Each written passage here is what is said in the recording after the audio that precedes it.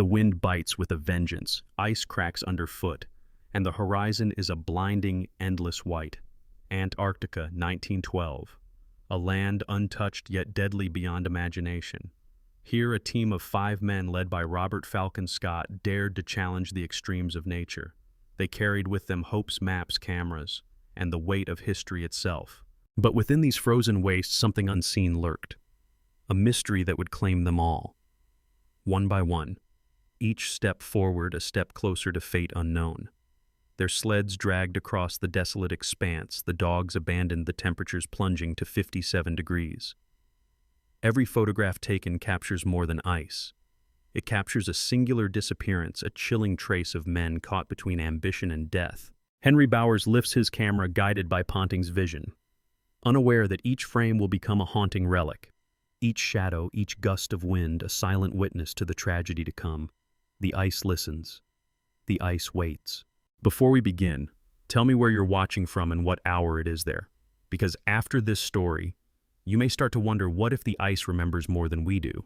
January 1912. Cape Evans rises from the frozen Ross Island like a lonely sentinel, cliffs etched with frost snow, sculpted by relentless Antarctic winds. The air is sharp, brittle, each breath a visible ghost. Here stand Robert Falcon Scott and his 4 companions. Edward Wilson, Henry Bowers, Edgar Evans, and Lawrence Oates. Faces, pale eyes, rimmed with frost, expressions taut with exhaustion and resolve. They have left behind 11 men's sled dogs and horses at earlier camps. Each decision deliberate, each step forward a gamble against ice and fate. The landscape stretches endlessly, white, unbroken, swallowing sound and horizon alike. Their goal, the South Pole, lies far ahead, a gleaming phantom. But a cruel twist shadows their ambition. 34 days prior, Roald Amundson's Norwegian team planted their flag there. Scott's achievement, though monumental, is already eclipsed. Yet duty, honor, and the pull of history drive them onward. Each creak of sleds, each crunch of snow under boots becomes a rhythm of exhaustion, fear, and silent anticipation. The men move without their dogs, deemed incapable of the final stretch. Sleds heavy with supplies are dragged by human strength alone. Fingers numb, muscles screaming, lips frostbitten. They carry not only provisions and instruments, but the weight of expectation and legacy. Every photograph, every journal entry a testament to courage shadowed by the inevitability of tragedy. The ice itself seems aware, patient, watching, waiting. Henry Bowers crouches to adjust the camera, guided by Ponting's earlier instructions. The lens captures not merely men and snow, but the growing pall of doom. Shadows stretch across drifting ice, forming spectral shapes. Desolation becomes almost sentient. Whispers of previous explorers' misfortune echo through the wind. A singular disappearance seems inevitable here, a story waiting to unfold. The nights are eternal. Whiteout conditions erase the horizon. The men huddle in tents pitched on frozen mounds. Frost accumulates on beards, eyelashes, and edges of journals. Writing is a test of endurance. Ink stiffens, pens freeze, yet records must continue. Temperatures drop to 57 degrees, rations dwindle. And still they move, compelled by ambition, by duty, by the knowledge that history watches. Edgar Evans pauses, staring at a distant ridge. Under the aurora, it shimmers like spectral fire. He shivers not from cold alone, but from a sense that the ice itself is aware. The land is eternal, indifferent, yet ominous. Every step forward is both purposeful and doomed. Still the men press on, dragging sleds, checking compasses, scribbling notes. Bodies endure beyond limits, driven by courage and the unspoken acknowledgement of peril. Lawrence Oates, stoic, scans the horizon for landmarks. The sun arcs low, casting long, distorted shadows. Every ridge, every drift conceals potential danger. Superstitions creep in, whispered, softly, ghosts of explorers' past omens, the wind carrying warnings. They nod in acknowledgement, not from belief, but respect for the weight of isolation. In this land that gives nothing freely, folklore is a tether, a fragile thread to humanity. Supplies diminish. Every chocolate block biscuit and ounce of pemmican is precious. Yet they cannot slow the pace. Photographs must be taken, journals maintained. For Scott, survival is secondary to legacy. The images and records must endure. Henry Bowers frames shot after shot, capturing more than ice, capturing the human struggle, the strain, the silent dread of fate unknown. Sleds creak under strain. Gusts tear across exposed skin. Fingers and toes succumb to frostbite. Faces harden with pain, determination, fear. Still they move, across frozen ridges that twist like waves, plains that stretch endlessly, surreal and alien. Even their shadows falter against the wind. Somewhere in the expanse, anticipation grows. Singular, persistent like a heartbeat beneath the snow. Each night they write. Edward Wilson notes temperatures, terrain, and observations. Between lines, hints of premonition appear. Fleeting whispers of mortality. Fate unknown, one entry reads. Another. The ice watches and waits. Simple words heavy with inevitability. Courage confronts an indifferent continent. Bravery alone cannot alter the immutable forces of Antarctica. Photographs at Cape Evans reveal more than frozen tents and sleds. They show the men themselves, hunched against wind faces, pale expressions taut. Each frame is a testament, a silent witness to ambition clashing with an eternal world. The ice becomes a character, patient, relentless, unfeeling. As the final leg approaches, the cold intensifies. Crevasses loom like open jaws. The wind carries whispering tones. Men speak little, conserving strength. Every glance shared carries meaning, a silent acknowledgement of danger, of limits beyond control. Still cameras click, capturing not just frozen landscapes, but courage, folly, and mortality. Each photograph, each note a ghostly echo of what will come. The journey home begins. January 17, 1912. The South Pole is behind them, conquered yet cruelly hollow. They have been beaten by time itself. Amundsen's Norwegian team claimed it first 34 days earlier. Pride and despair mingle as they face the return, a stretch as unforgiving as the ice they crossed before. Every step is heavier, every gust of wind sharper. Each breath burns the lungs. Edgar Evans falters first, his body weakened by frostbite, exhaustion, and the strain of dragging sleds. February 17th, he collapses on the ice. A companion turns to him, eyes wide, yet there is nothing to do.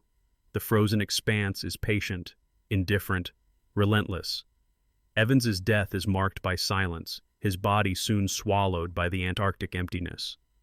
The journals note it simply, clinically, yet between the lines the weight of grief, of foreboding presses down. Lawrence Oates struggles against his own failing body, his feet frostbitten, his hands stiff and useless. Supplies are meager.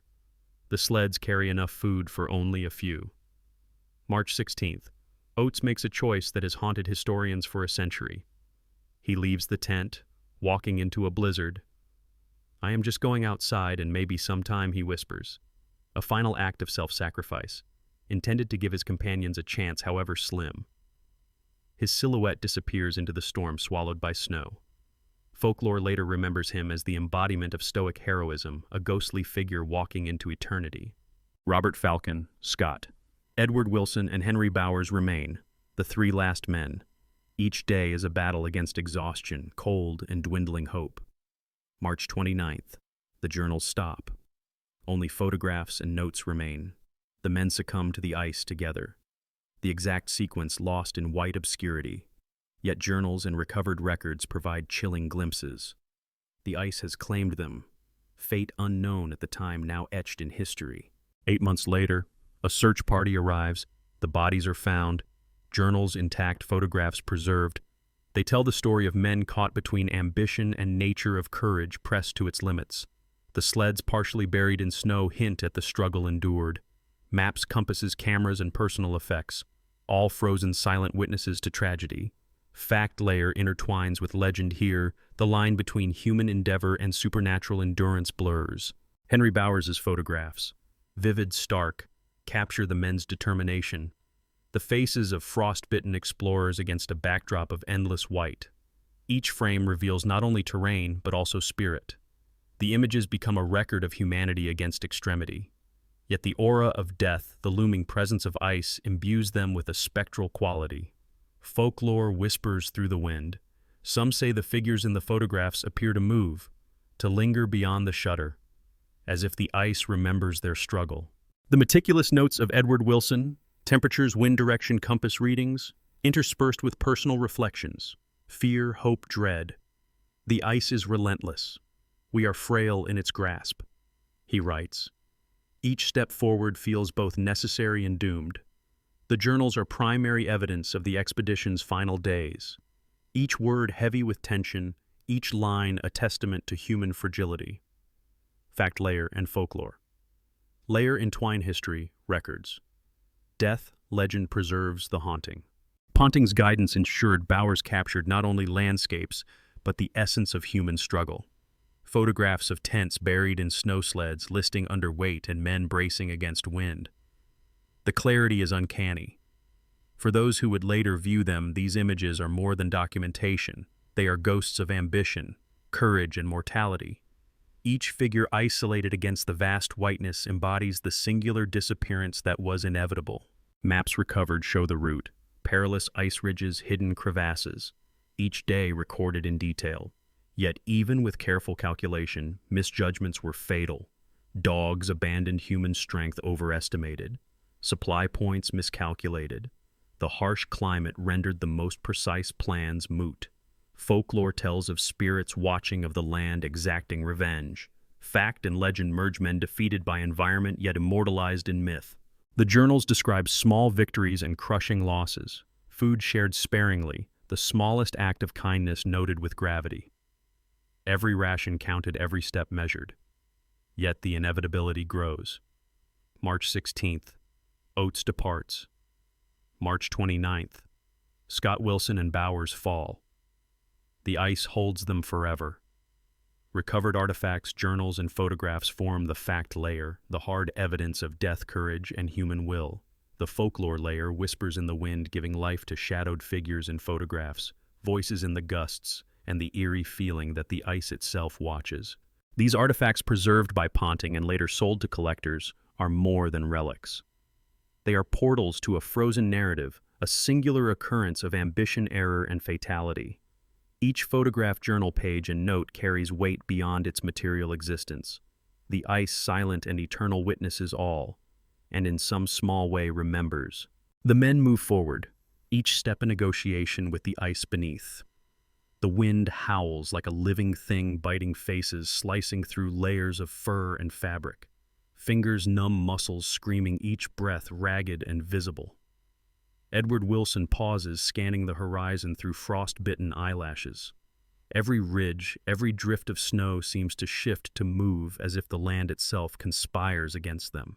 He scribbles notes in the journal ink, freezing mid-stroke, yet the words carry the weight of despair and determination. Henry Bowers adjusts his sled, the canvas cracking under stress, the ropes frozen stiff. He glances back at Scott, whose eyes are distant, haunted. The leader's face is a map of exhaustion, resolve, and mounting fear. Each man knows that every decision, every movement might be the last. The dogs abandoned weeks ago are a silent memory of what might have eased this burden. The ice remembers them. The wind whispers of their choices, their errors, their courage.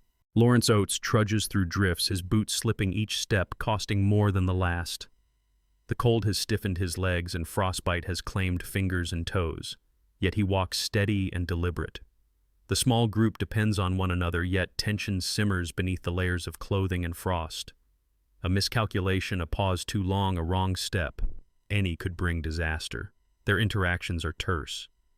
Command's clipped eyes meeting briefly, respect and fear mingling. Even amid suffering, moments of humanity surface. Wilson shares a ration of pemmican with Bowers. A brief smile flickers across Evan's face when he spots a clear patch of ice to rest the sled. These small gestures, fleeting, fragile, are reminders that they are men, not machines. The camera lens captures these gestures, moments that will haunt history. The juxtaposition of human warmth and the merciless ice is stark, unsettling. Sleep is impossible. Tents offer little protection. The wind tears through canvas, rattling pegs, threatening collapse. Each night they huddle, bodies pressed close, trying to conserve heat. Conversation is minimal. Whispers of superstitions, stories from past expeditions, ghost tales carried by sailors and explorers long gone. Folklore creeps in. The ice is said to watch.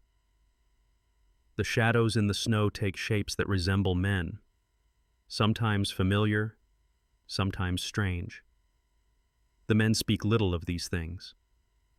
Yet eyes flicker, glances are exchanged, an acknowledgement that their environment is alive in some intangible way.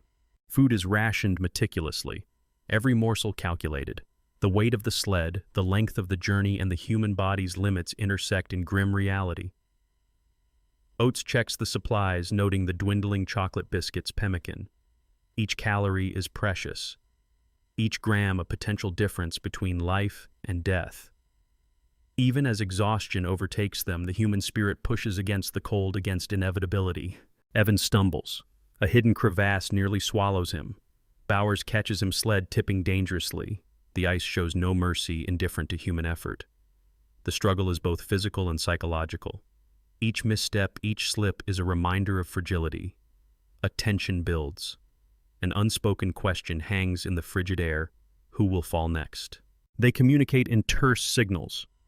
Hand gestures, nods, brief words. Words are wasted on the cold wind. The ice roars, mocking, carrying sound away. Yet within these brief interactions, camaraderie persists. Shared knowledge of the environment, shared understanding of the stakes, shared fear, and shared courage. Fact and folklore intertwine. The ice is not merely a landscape, it is a force, patient, eternal, and almost sentient. Oates pauses at a ridge, surveying the frozen plain. The aurora paints ghostly colors across the horizon. Shadows dance, elongated and distorted. The men see shapes in the wind, phantom figures. Folklore whispers again. Past explorers, spirits, warnings carried in gusts. Yet they push forward, dragging sleds, recording observations, capturing images. Each act, though practical, is imbued with ritualistic cadence. Movements that echo human resilience and ritual against mortality. Sleep, food, and warmth are absent. Fatigue is universal. The mind teeters between lucidity and hallucination. Wilson writes in the journal, "The ice presses upon us.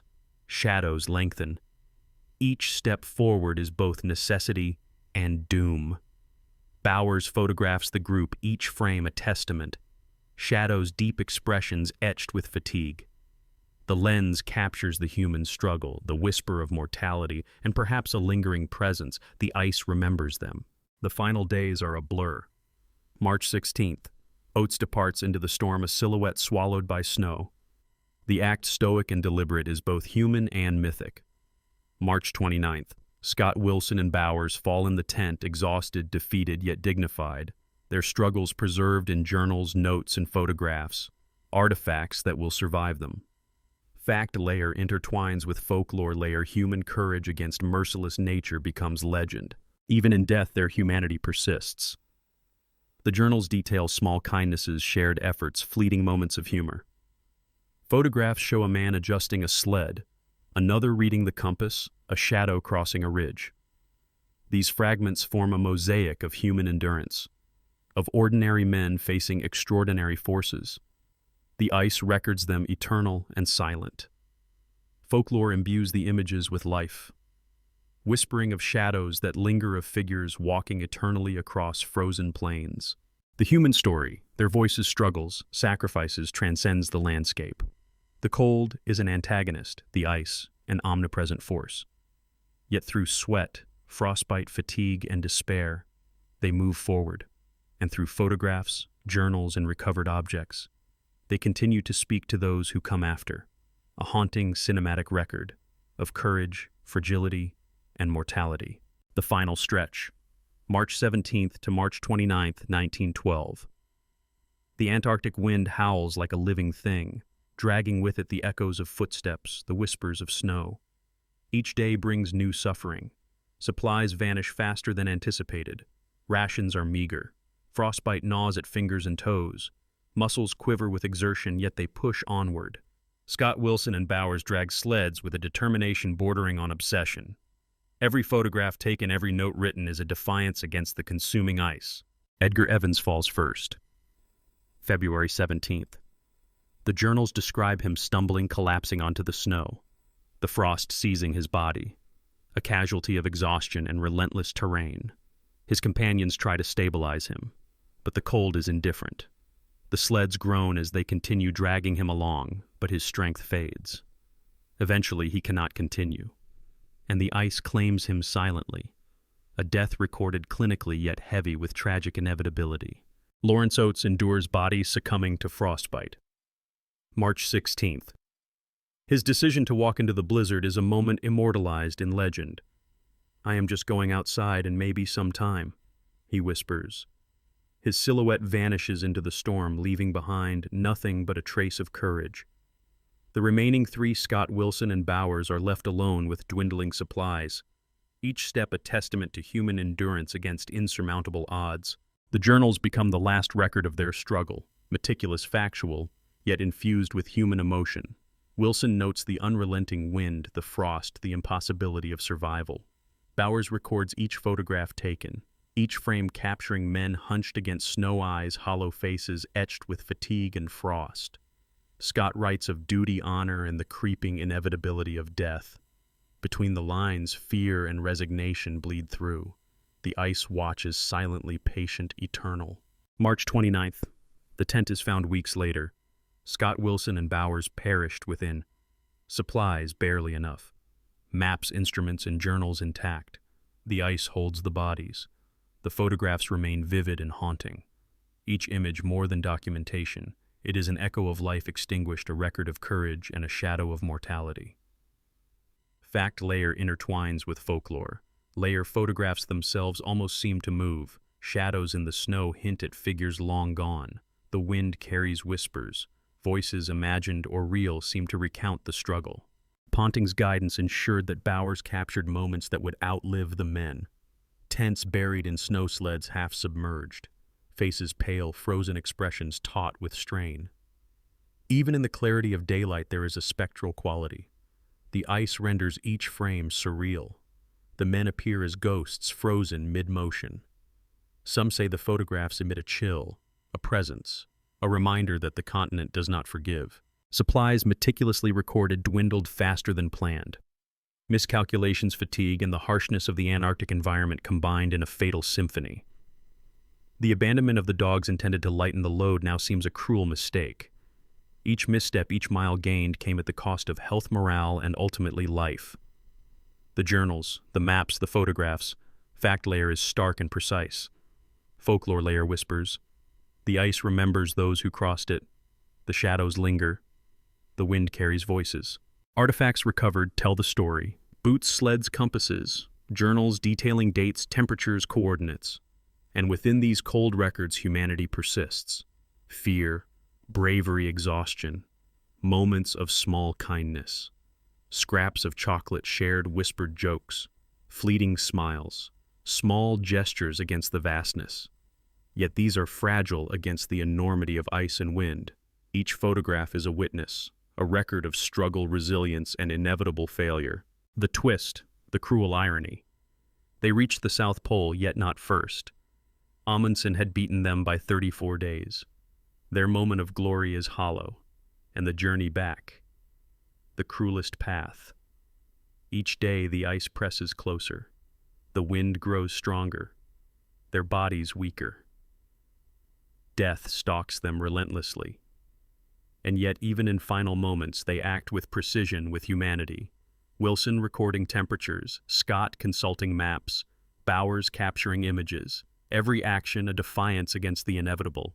March 29th, the final entry, the last photograph. 3 men succumbed, their bodies preserved by snow to be found months later. 8 months on search parties recover them. The journal's notes and photographs survive. They tell a story beyond human comprehension. A story of courage, ambition, miscalculation, and mortality. Fact and folklore entwined. The ice keeps its secrets, yet whispers of the tragedy endure. Shadows in photographs, echoes in wind stories passed down. Immortalized, haunting. The ice is eternal, unyielding, a silent witness to ambition and folly. Scott's expedition, once filled with hope and determination, has left its mark not only on the frozen land but on history itself. The men are gone. Yet their presence lingers in photographs, in journals, and the faint whispers of wind over Ross Island. The consequences of choices, errors, and relentless pursuit of glory echo through every frame, every note, every recovered artifact. The abandonment of sled dogs intended as a calculated risk now reads as tragic misjudgment. The reliance on human endurance alone proved fatal. Each decision, each step, each struggle against frostbite, hunger, and exhaustion contributed to the inevitable. Yet within these failures lies the complexity of human ambition, striving against nature's ultimate indifference. They reached the South Pole yet arrived too late, and in that cruel twist ambition and reality collided. Historians pore over the journals, noting the meticulous observations of Edward Wilson, the careful records of supplies, the photographs of Henry Bowers. Each artifact a silent testimony to courage, to endurance, to human spirit. The ice claimed the men, yet could not erase the traces they left behind. Their story becomes a cautionary tale, a narrative of preparation, hubris, and the limits of human will. The photographs, sharp and haunting, tell a story words cannot fully convey. Men huddled against the wind sleds, weighed down by supplies, tents buried in snow. The expressions captured are a mixture of determination, fatigue, fear. The ice itself seems to loom in these frames a character of immense power. Folklore intertwines with fact. Later generations perceive shadows moving, spectral figures in the snow. The legend of Scott's expedition grows. Lawrence Oates walking into the blizzard, remembered as a figure of stoic heroism. His choice resonates as a symbol of selflessness, courage, and inevitability. The ice takes, but the story endures. The journals recount these moments with quiet reverence. Small gestures, shared rations, whispered hopes. The human dimension against the backdrop of a merciless environment. Fact layer preserves the reality, folklore layer preserves the soul. Amundsen's success as first to the pole is recorded, yet the narrative of Scott's team becomes immortalized through tragedy. The juxtaposition of achievement and loss cements the expedition in history. Lessons emerge, the limits of human endurance, the importance of preparation, and the subtle interplay of environment and decision. Each photograph, each page, each record embodies this duality, courage shadowed by catastrophe. The ice keeps its secrets, yet historians, explorers, and storytellers uncover fragments, the recovered sleds, journals, maps. The photographs remain as windows into the past, a landscape alive with memory. Even the wind seems to echo their footsteps, the strains of human exertion and hope. Their struggle resonates across time, a haunting narrative of life, death, and legacy. Observers note the precision of Bowers' photography. Tents, partially buried sleds, teetering men frozen in motion. The clarity belies the horror endured. The photographs act as a bridge between reality and legend. Shadows, light, and isolation combine to create spectral imagery.